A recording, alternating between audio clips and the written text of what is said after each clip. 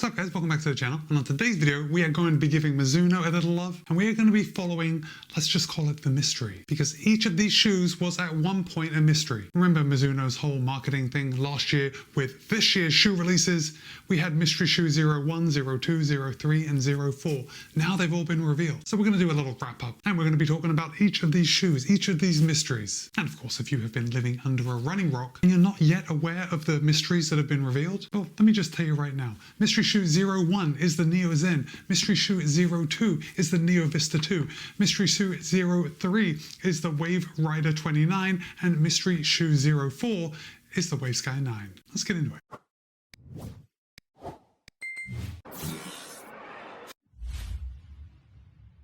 Now, first of all, I do just want to say thanks to Mizuno. They were good enough to send me each of these shoes for the purpose of review. However, they haven't told me what to say. They don't know I'm making this video ahead of time. And of course, they don't have any editorial privileges. Now that that's out of the way, you can pick up a pair of the Neo Zen for $150. You can pick up a pair of the Neo Vista 2 for $200. You can now pick up a pair of the Wave Rider 29 for $150. And you can pick up a pair of the Wave Sky 9 for $180. Now, the first question I want to ask you is, do you remember last year when they were kind of teasing all these shoes, they came out with this colorway? I actually have this colorway in the Neo Zen. Do you like that? Do you wish Mizuno would continue to sell that colorway? I just think that is pretty sharp, isn't it? It's different to what we've seen before, and I'm definitely here for it. In fact, I've got very few miles in this colorway of my Neo Zen, and I think I am probably going to hold on to that. I mean, that could be a collector's item one day. Anyway, while we are talking about the Mizuno Neo Zen, let's just dig a little more into it. And the Neo Zen has 40 in the heel, 34 in the forefoot for a 6mm drop. Now, I think it's pretty obvious by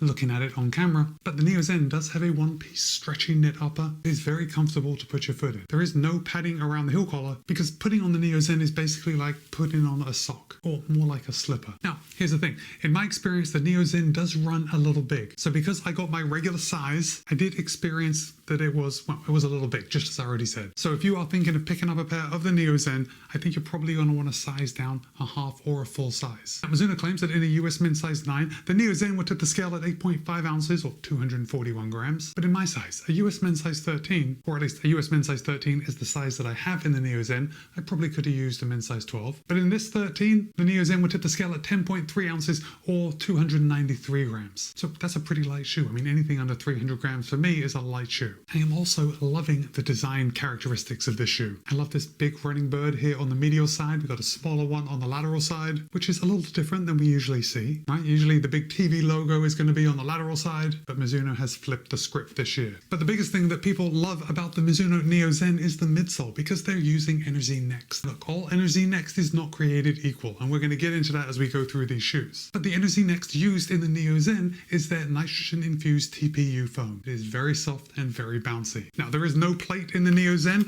and that makes it a little flexible, but it's still fairly stiff. And then if we just come down to the outsole, you can see we've got a lot of outsole rubber with a nice void in the middle to let that foam expand. And the Neo Zen is going to be that perfect shoe for a lot of your runs. I mean, that's the price point that it's in. It's positioned to be a daily trainer, and it certainly is. It's going to be soft, it's going to be comfortable, and I was surprised how well this shoe picks up the pace. It's almost a little deceiving because this shoe is so soft underfoot when you're standing still and when you're walking around, and then when you start to run, that foam kind of magically stiffens up a little, and it allows you to like really drop the hammer. It feels quite deceptive when you're running slow. It doesn't feel like a type of shoe that can pick up the pace, but it can, and all for only $150. Mizuno did really well with the introduction of the Neo Zen this year. Right, that's mystery shoe 01. Let's move on to mystery shoe 02. And like right on the surface, these two shoes look quite similar, right? We have the same stretchy knit upper. The only thing is, this is the Neo Vista 2, so it is the second Neo Vista, and the first Neo Vista last year was just wildly popular. And for me at least, they've made some big changes with the Neo Vista 2. Now, the Neo Vista 2 adds quite a bit of stack height over the Neo Zen, and the Neo Vista 2 has 45 in the heel, 37 in the forefoot for an 8mm drop. So remember, 8mm drop, 6mm drop. Now, in a US men's size 9, Mizuno claims that the Neo Vista 2 would tip the scale at 9.4 ounces or 266 grams. However, in my size, a US men's size 12, yes, I did learn my lesson from the Neo Zen over to the Neo Vista 2, it'll tip the scale at 11 ounces or 311 grams. So still quite light. It certainly feels light in my hand. And let me just say that when the shoe fits right, it is just 100 times better. I mean, who knew that for a shoe to work well, it has to fit your foot? Well, the Mizuno Neo Vista 2 fit my foot, and I just love the ride of this shoe. Now, on the Neo Vista 2, Mizuno has actually included a tongue pull, which is actually really useful in a shoe with a one-piece knit upper. Because believe it or not, it is a bit of a challenge to get your foot into these shoes. On the Neo Zen, we did have that heel pull right on the back. We do have another heel pull here on the Neo Vista 2, but this tongue pull just makes putting it on that much easier. Now, the uppers are fairly similar between the Neo Vista 2 and the Neo Zen, in that they're both knit, right? They're both the same. They both fit like a sock or a slipper. But Mizuno has mixed up the midsole in the Neo Vista 2. And by the way, Mizuno calls this the most versatile shoe in the world. And I said in my full review that I don't disagree with them. This is a very handy shoe. Okay, so coming down to the midsole, Mizuno is using a dual density midsole foam. That means there is two different foams. And to make things just a little confusing, both of these foams are called Energy Next. So we have two layers, the top layer and the bottom layer. The top layer is the same foam that is found in the Neo Zen. It is a nitrogen-infused TPU foam. And then the lower layer, remember, same name, different material, it's a nitrogen-infused EVA foam, which is very good. It's just slightly denser. And then sandwiched in between those two foams is a wave plate. It's a TPU wave plate. And that is going to make the shoe just a little more versatile. It's going to make it quite a bit more rigid, and that plate is going to add a little bit of snap to the ride. So while the Neo Zen was good at picking up the pace, the Neo Vista 2 is excellent at picking up the pace. That addition of the plate really adds to the shoe and makes it more well-rounded. Oh, and Mizuno did the same thing this year. In fact, we have eliminated one of the running birds, and we only have this big running bird here on the medial side. So there is no advertisement here on the lateral side. Well,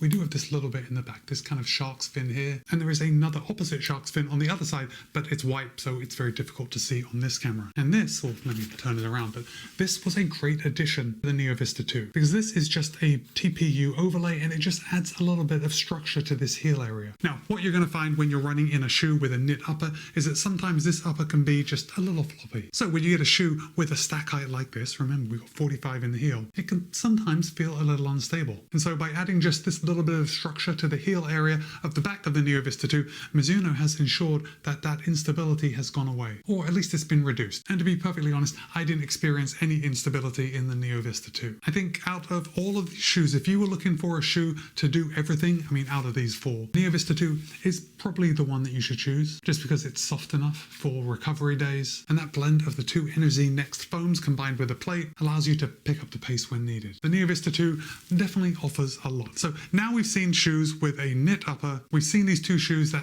I think have kind of changed the game, for Mizuno at least. I mean, they are very just Mizuno shoes. They're easy to spot. Everybody knows what they feel like now, I mean, once you've run in them. And basically, they don't feel like everything else that has been out there. But if you like what's already out there, then you're in luck, because Mystery Shoe 03, which has now been revealed to be the Wave Rider 29, is right here. And this is a lot more traditional looking, isn't it? Just from a far away perspective, it looks like a normal running shoe. It looks like a Wave Rider. And if you are a Wave Rider fan, then that is exactly what you want to see. Because Mizuno has made some changes to this year, the Wave Rider 29, and I'm definitely here for it. And I think it's the best Wave Rider yet. So the Wave Rider 29 is their do-it-all daily trainer, right? It's the type of shoe that you can take out and pretty much do everything. Now, the Wave Rider 29 has 39 in the heel, 29 in the forefoot for a 10mm drop.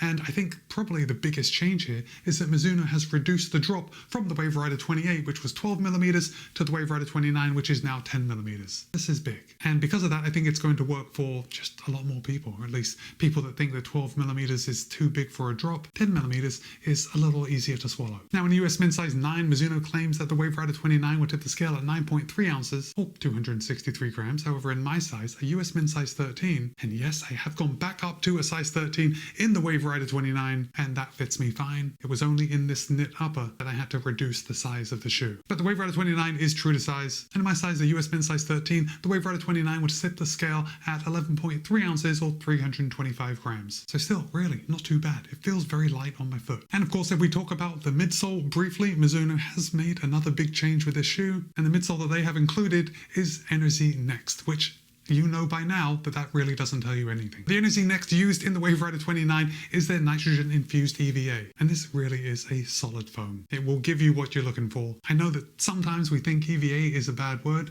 but if you haven't run in a shoe with supercritical EVA, you are missing out. It does the job. The shoe is good for long runs, recovery runs, and it does okay at picking up the pace. The Wave Rider 29 is a solid training shoe, and that's probably the reason that it's been around for 29 years. Now, if we come down to the outsole, yeah, you can see we've got a lot of outsole rubber here. Not seeing too much wear here on my back heel, but I am seeing some. But Mizuno has put a little thicker rubber here on the heel, where a lot of people are going to touch down first, you know, here on that lateral heel edge. So you touch down there and roll through. And then the observant of you are going to see this red line coming through the Energy Next midsole foam, and that is a wave plate. And that wave plate runs from the heel to the midfoot, and rather than giving you more propulsion, it's actually going to add a little stability to the shoe. Now, the Wave Rider 29 is not a stability shoe, but it does ride fairly stable. And for $150, I think, well, I mean, every year Mizuno is going to sell a lot of them. And then finally, let's move along to Mystery Shoe 04, which is the most recent release, and this is the Wave Sky 9. And this is a max cushion daily trainer, which I don't know, I want to say it's my favorite category of shoes.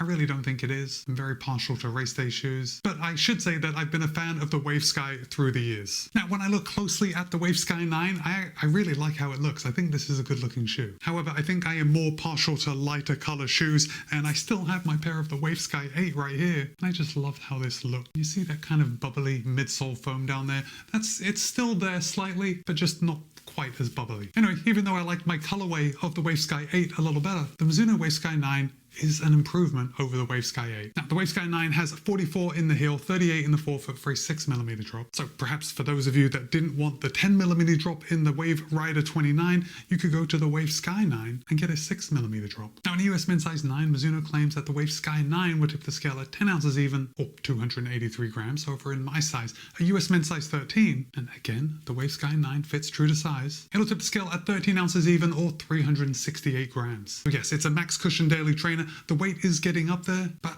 believe it or not, I know you're thinking 368 grams, that's pretty heavy, Matt. But the Wave Sky 9 weighs less than a lot of the competition out there. And we have the same plush, or not a plush ride, but a plush feeling. It's a very luxurious shoe. I think that's why I've been a fan of it for so long, especially when traveling. If you're going on holiday and you only want to bring one shoe, for me, I'm grabbing a max cushion daily trainer because it's comfortable to walk around in, it's comfortable for all your runs, and unless you're racing, it really just ticks all the boxes. The Wave Sky 9 has a nice breathable upper. We got a lot of padding around the heel collar, and I say this when it counts and I can say it here, but the padding isn't over the top. Because of that, that's probably why the weight is not as high as some of the competition. And just briefly about the midsole on the Wave Sky 9, you're not going to believe it, but they've got Energy Next. Or at least it's partial Energy Next, because the top layer is that supercritical EVA Energy Next. And you can see on my, I think you can probably see, I'll overlay something so you can see, but there is also a thin layer of foam on the bottom, which is Mizuno's Energy Foam. And that is going to be just quite a bit denser